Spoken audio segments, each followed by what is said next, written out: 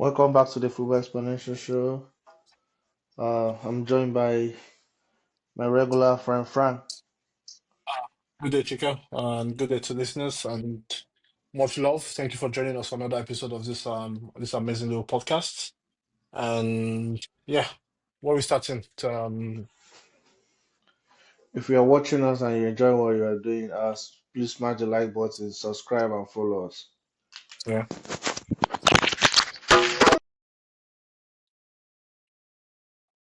So, Frank, yeah, Arsenal ran out 5-0.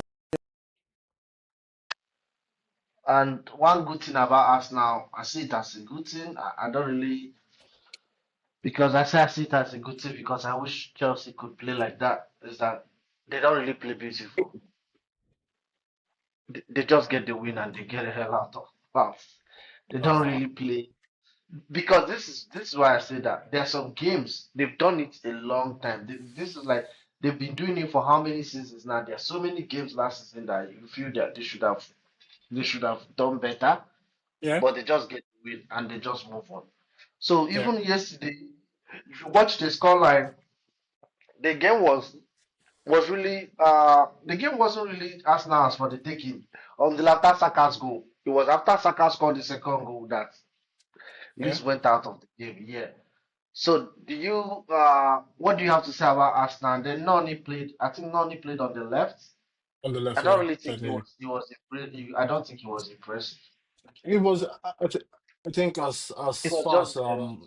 as far as home debuts go and first starts for a new team, I think that was okay. That was okay. It But do you wasn't. think he did enough in order to start ahead of Martinelli for the next game?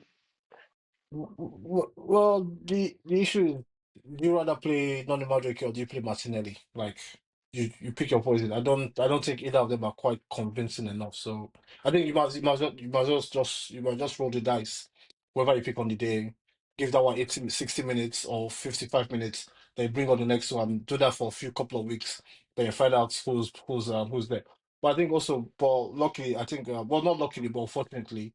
It then presents opportunity. Saka's injury, Saka went off injured again. So that also Noni could go back to his preferred position on the right. Then you get two of them, and that would be interesting to watch Noni and Martinelli together. But I think also let's start with the positives.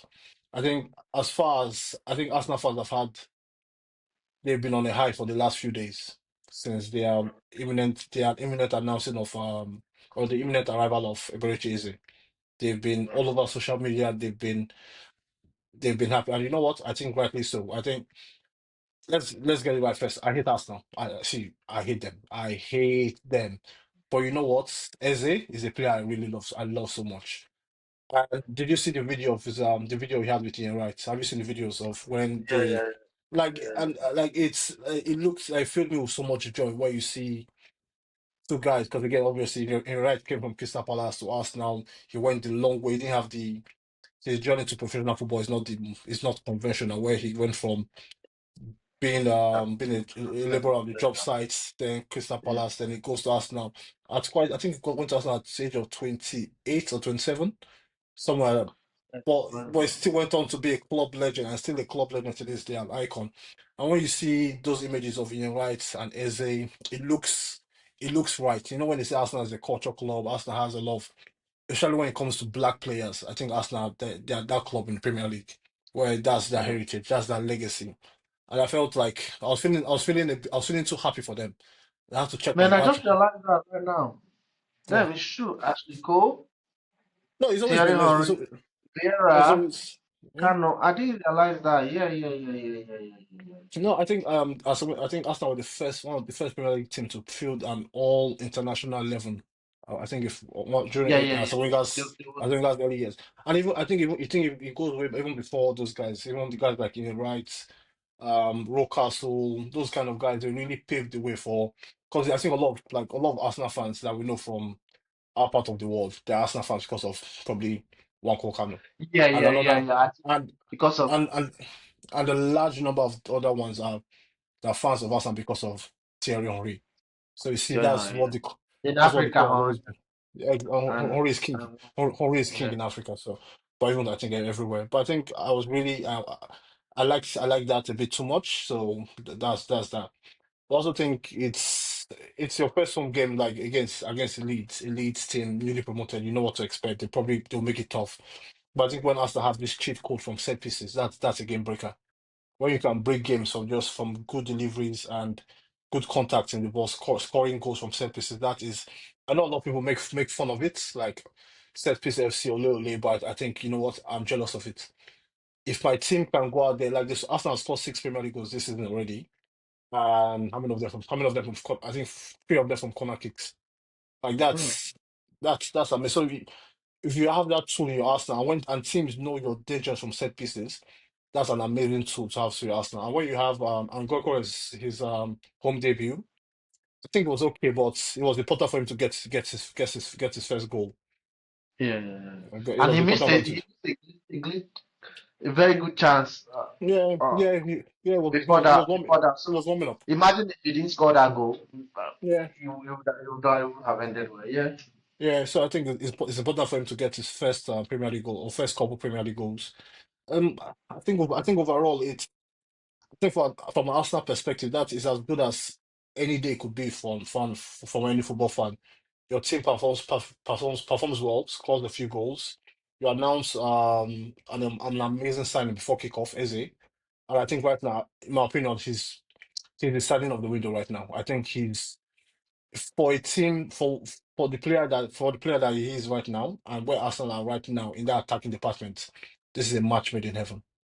Like If this, if he manages to score even 6 goals and 5 assists, he will end up being the signing of the season. And Arsenal win the yeah, Premier League title. yeah, yeah, Provided they win the Premier League title and he plays week in, week out, he will end up being the best signing of the season. That is if it happens this season. yeah. And I think what he brings to Arsenal is he brings a lot of freshness to that attack. Because that attack got a bit. It got a bit, like you said, like Arsenal a bit not boring, but a bit hard to watch sometimes. A bit, it's plain. There's no excitement to what they're trying to do. When Saka is not playing, Odegaard in the last few months has not been at his best. Martinelli is Martinelli. Havertz is Havertz. So it's very when you get a guy like Eze, the pace, the creativity, the spark he brings to that team. I think this is, and again, like this is a guy that is a boyhood Arsenal fan. So just like it hits all the right notes for me. So. I'm not happy for them because obviously I think Eze is an amazing player, but The, I'm happy as it gets that move because the only three exciting players they have, and the third one depends on how you see football, but I still think it's exciting. Is Martinelli is the third one, but I still think it's exciting. Saka, number one, and the other player, only one other player, and just you're in Timber. That's the only players I and I wanted to ask you, do you realize that when Timber plays as a right back, it's totally different from when White plays? Defensively, I think one on one, White is better when it comes to one on one defending. But I don't think he offers as much as Timber offers. And yeah, when you, it's when you watch Timber plays like a central midfielder, not even a defensive midfielder. no, but it's that Ajax. 'Cause, he has a twin brother at I think the twin brother is still at Ajax, Fernand. and is No, it a final? it's Yeah, not Ajax. is it it's final? It's Yeah, final. final. Final. Yeah, and even like both of them, this like if you hear like they started as central midfielders. I think his brother plays as a Oh, central started as midfielder as well. started as Yeah, central midfielder. yeah, Yeah, because when I watch him play, no, he play like no, but yeah. that's the whole schooling of the Ajax system where they don't see players in terms of position. They train universality where a right back can play in midfield, a centre back can play right back, can play as a number 10. You see De Jong's Van der Beek, De Jong sometimes play as centre Yeah. back, even all the way back to their glory years in the early 90s where they just had a lot of players playing in a very fluid system. So they have that education. But I think with Timber, I think one thing I like about him, he's strong. He's a very, very strong defender. He's tough to get past. And if he starts adding goals to his game, for be it from set pieces or however he gets them, goals and assists is only a positive. And if you have Califury fit as well, who also has who chips in a few goals here and there, helps with the creativity, helps with the possession based football. I think for Arsenal right now they have good elements to that team. They have a lot going for them. I think Let they're me in a good let they're in a let good me give you moment. Let me give you two stats before we move to Manchester United. Leeds United this season they signed 9 players. Yeah, I I'll saw call that. their Yeah, names. yeah, 8 players. I called Stash, 6'2", Bijo, 6'2", Perry, 6'5", Sean Longstaff, 6'1", Nemcha, six yeah. foot 6 foot, Goodmanson, 5'9", he's the shortest, 5'9", Okay, Calvin Lewin, 6'2", Okafor, 6'1", and the average height of these players is 6 foot 1.6 inches, and they considered 2 corner kicks against us. Like it's if you go on to make these signings in order to make yourself very difficult to beat, because this yeah, cannot be a mistake. Whoever yeah, is it's yeah, making this yeah. signing in a It's a plan. height, Yeah, yeah, yeah, if you do that and you concede 4 away, well, it's away. I understand it's away, but if you make yourself difficult to beat, you can't be conceding 4 and then 2 from corners. That means whatever is the priority is wrong. Then the second start, Max Dowman, he played only 27 games. Madueke played 64 games. Saka played, he played 27 minutes. yeah. Madueke played 64 minutes. Saka played 53 minutes. But Dowman had 16 touches. Madueke had 32. Saka had 27.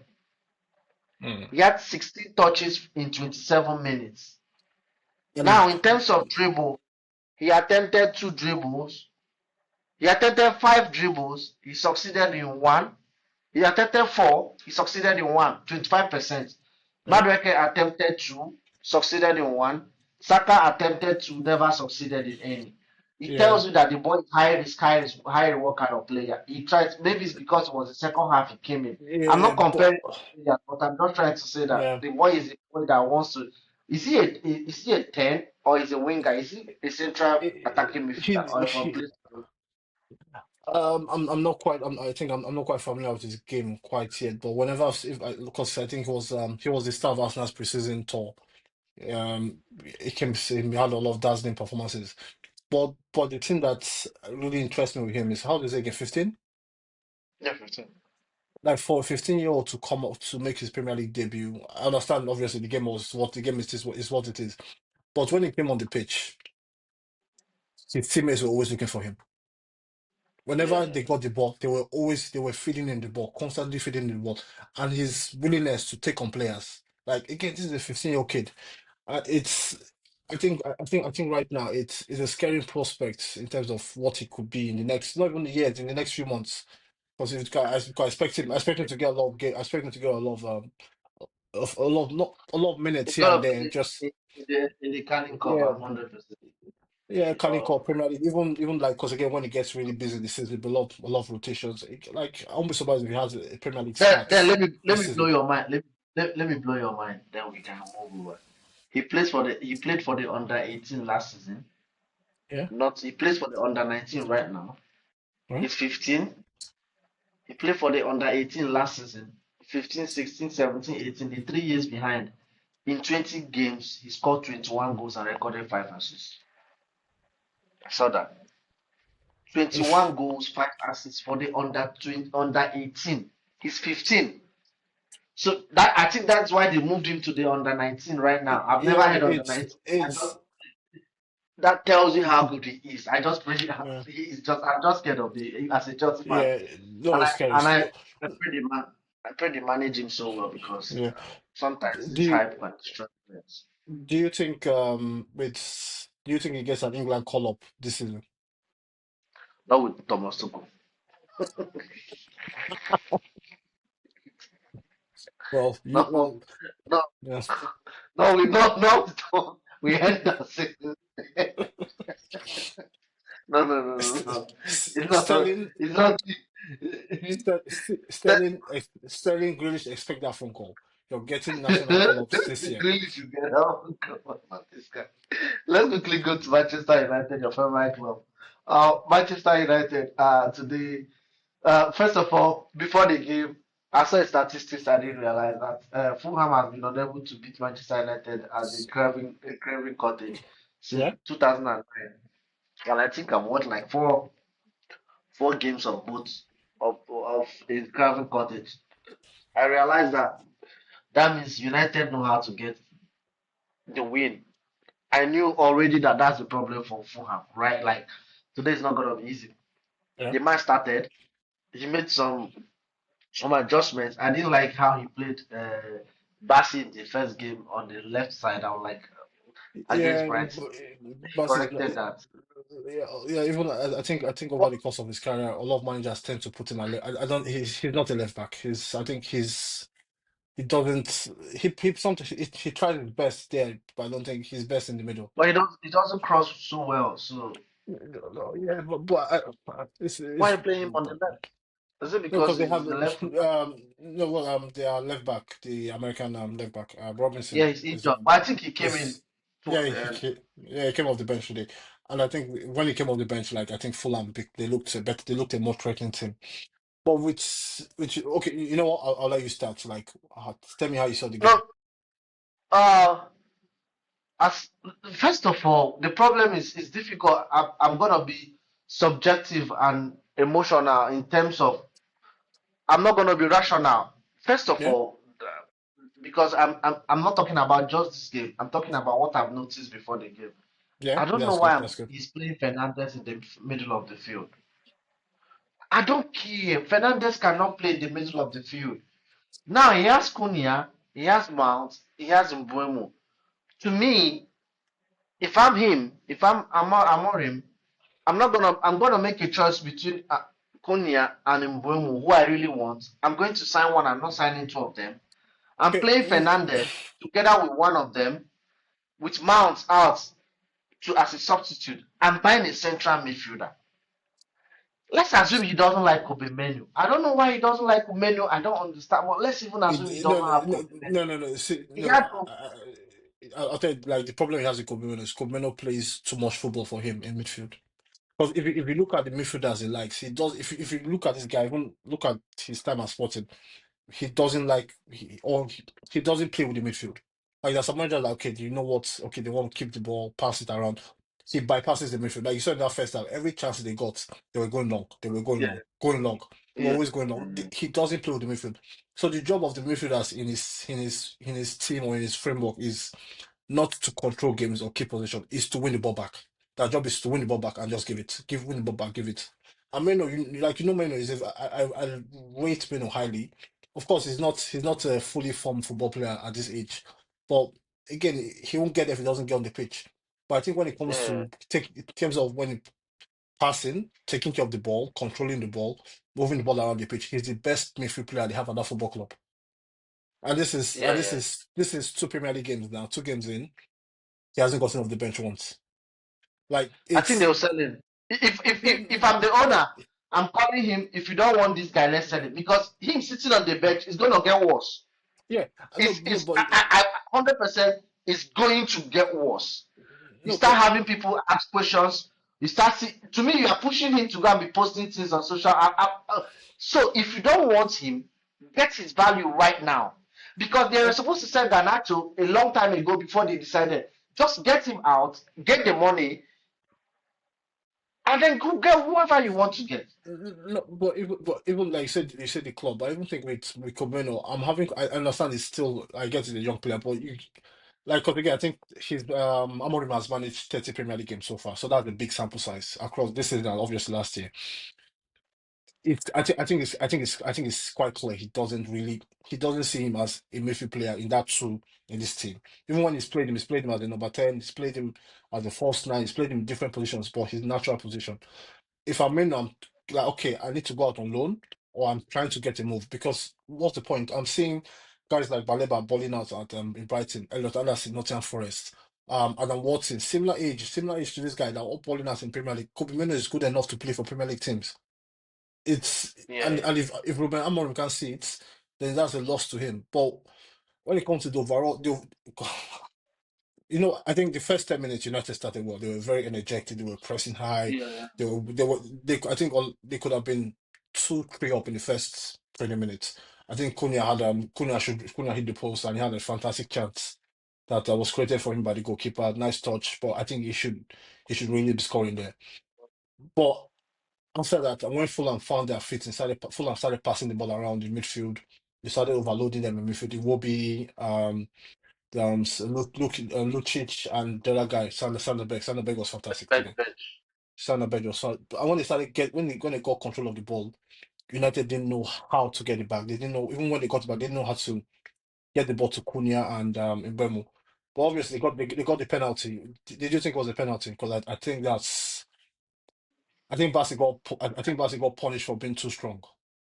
Yeah, he was. Yeah, he got but the reason why also I'm being subjective is Bassi is way bigger than Mount. That's what I'm saying. You Exactly. have you have you have no business. You know, sometimes you want to plead for somebody, but at the same time, you have no business holding this guy. Yeah, Just avoid it. You can follow him yeah, or whatever. I think it was because I think also the referee might have seen it, but felt it wasn't all that big until the VAR true. or whatever told him to go and take a look at it. When he went Yeah, to I knew he was going to give the yeah, of course, penalty. yeah. And But Bruno I think Fernandes. United would have been better off not having that penalty than having it because having missed that penalty, I Yeah, felt it they made them work. just. I don't know if it's the mentality of we've been but I think that miss it got a reaction from Fulham. Again, I don't know how. I don't Because in the and I second thought half, he was still complaining to the referee, again. Fernandes.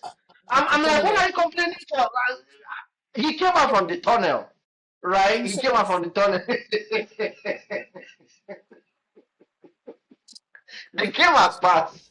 You had no, 7 minutes to play before you went to the tunnel. You come out here, go, what do you want to give you another no, penalty? no, no. The referee told, I'm not your problem. I'm not your problem. Take some responsibility, man. No. But with him, with Bruno, it's like because even because they go in halftime, nil, come back in, and then the second half, Fulham outplayed United, like they Yeah, yeah, outplayed yeah. United. I don't obviously United they got the goal from the set piece. I think that should have been looked at again. There was a push on I think was it on Bassi in the build up to the goal by Euro, but they get the goal. But even after getting the first goal, they still can't control the game. They can't get the foot on they can't get their foot on the ball. And one thing I noticed, because if you see in that second half, if you look at Sesko obviously Sesko came off the bench. But if you look at Sesko, Cunha, and Mbeumo in that second half, if if you don't exactly know what's happening in the football world, if I told you that was Mhm. Garnacho, Rashford, and Hoyland, you see it. No. In that second half, they didn't get the ball. I think Mbeumo has 6 touches in the second half. Looked like Garnacho in the second half because he can't get It's, whenever because you know what Mbeumo is. Mbeumo is a very dangerous player, and I think that's one of the few times I've seen him being totally nullified in the half of football. Like he couldn't get on the ball, he couldn't get his game off, and then he makes he makes a substitution. I think he took off Ahmad and what was the other guy? Ahmad and Casemiro. Casemiro was the yellow card. He took him off to save him. Then for like about 10 minutes, he decides to play with Mason Mount and Bruno Fernandes in the midfield too.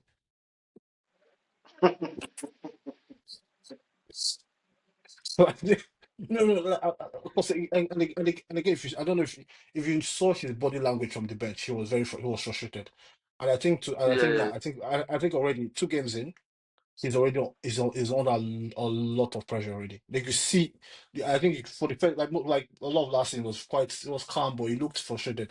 But I think for the first time this in his United tenure, But he looks like he's under severe pressure but they're because going to back him before the season ends.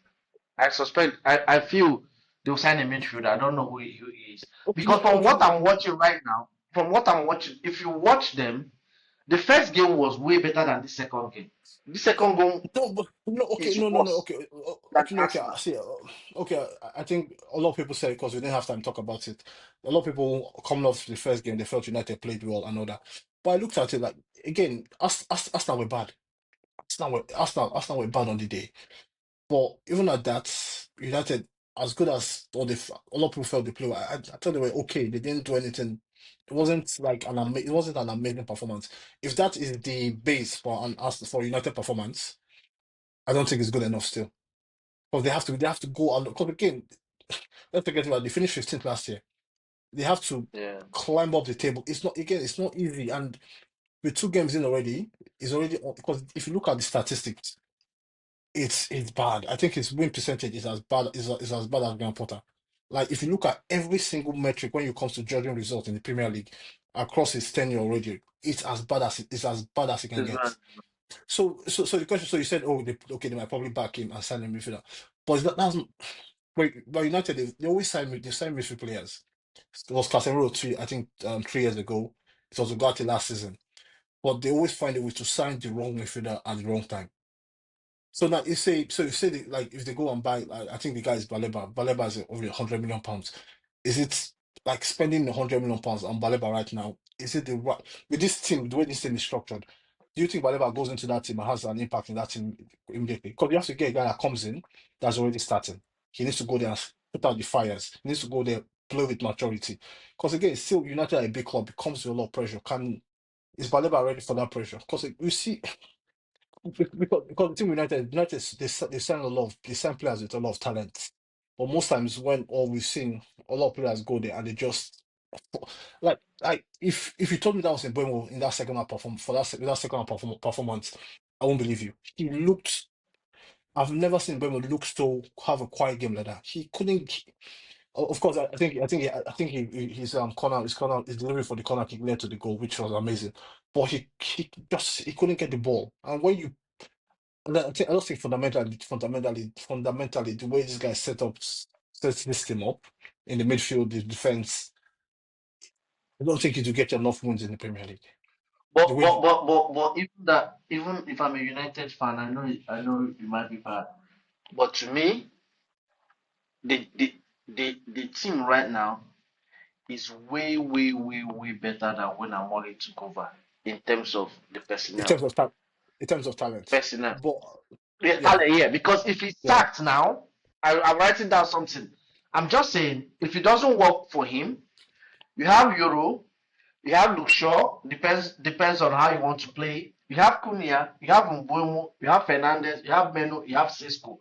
These are like 6, 7 players Ahmad, where you have somebody can Ahmad. come in and say, Ahmad, yeah, yeah, I forgot Ahmad. I forgot Ahmad. Yeah, you have Ahmad. I know I purposely did not say Mount because it divides opinion. I didn't say the keeper. I didn't say Dallo because Dallo to me is not a starter. Then Dogu is not a starter to me. But these guys right now, I'm not too much a believer in Cisco, but these guys right now. So because I'm looking at because now he's so lucky he has Luke Shaw that Ten Hag started using Luke Shaw. I never thought about it, but he did it successfully as the third defender, as in Yeah, man. the left back. Yeah, yeah, And to me, he's very good in that position, right? yeah, yeah. Euro But, also is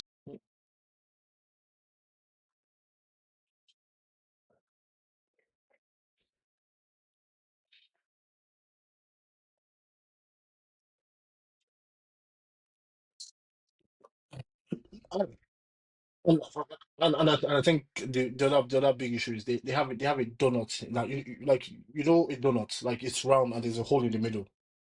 That's how that midfield is. Like it's the attack is okay, the attack is good, the defense is okay, but that middle there's a big hole there. And I don't know how you see, again. I don't know what he's seen in Bruno Fernandes that makes him think he can play in that position as one of those two guys.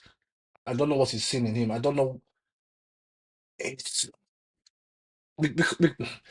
because again, it's not just. I know a lot of people think, but it's not just this season. But like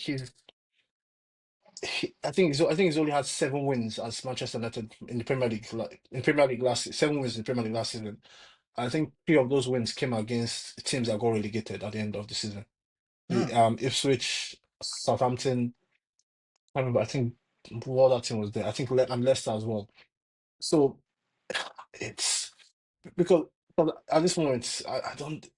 A lot has to change. A lot has to change. It's not good yeah, enough. yeah, yeah. A lot, and because and I know, and that's why I don't want to go into the like. Okay, it's the formation because if we see Oliver Glasner with Star Palace with players in Yeah, you you less s- you better. s- Yeah. you see how they bought into that season. You see how even Tottenham played against Paris Saint-Germain in the Super Cup. They played a similar system, and you saw how they were effective, how they were able to get across the pitch, press high, control the game. just again, I don't think I don't.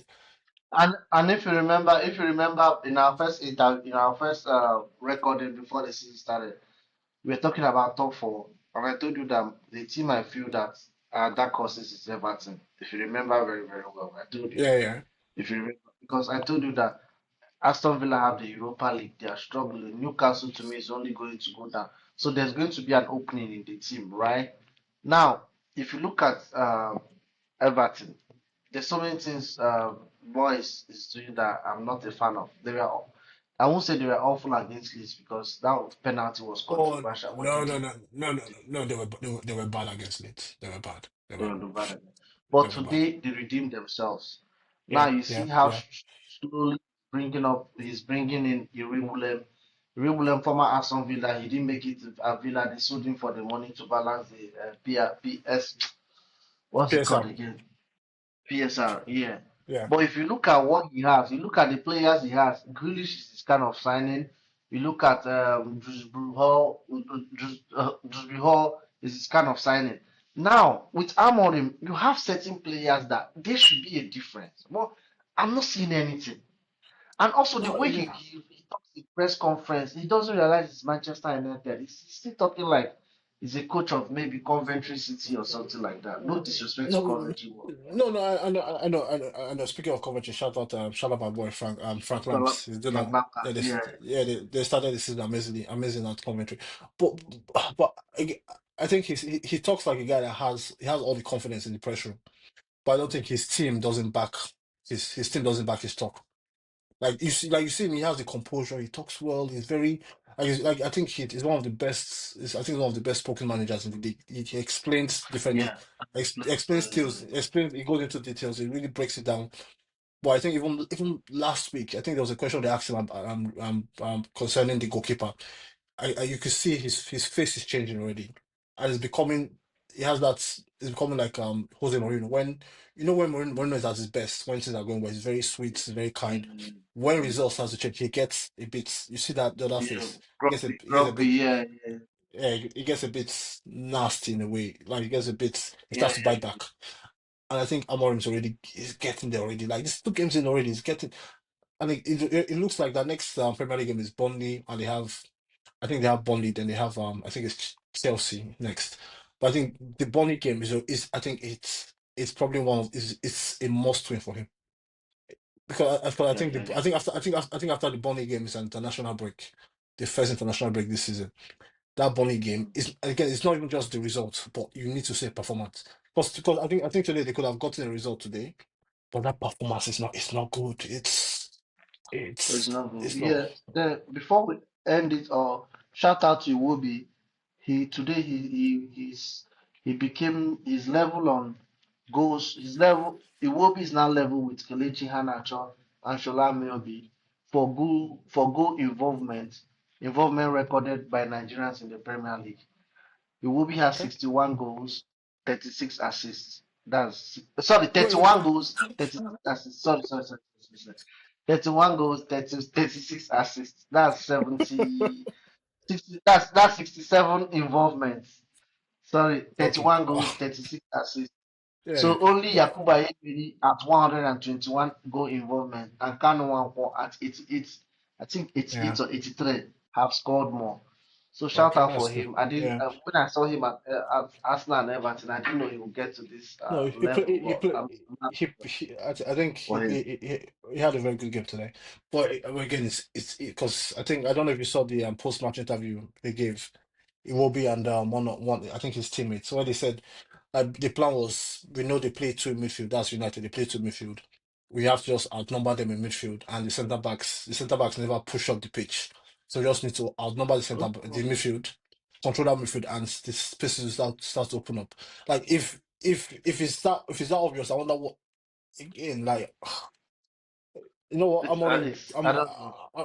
Amorim, you're a good guy, but I don't. It's getting to a point where I don't know. Okay, that should be all for us today. Please join us back next week. Thanks Yeah, everyone. yeah. Thank Thank you. you. Bye bye. Bye.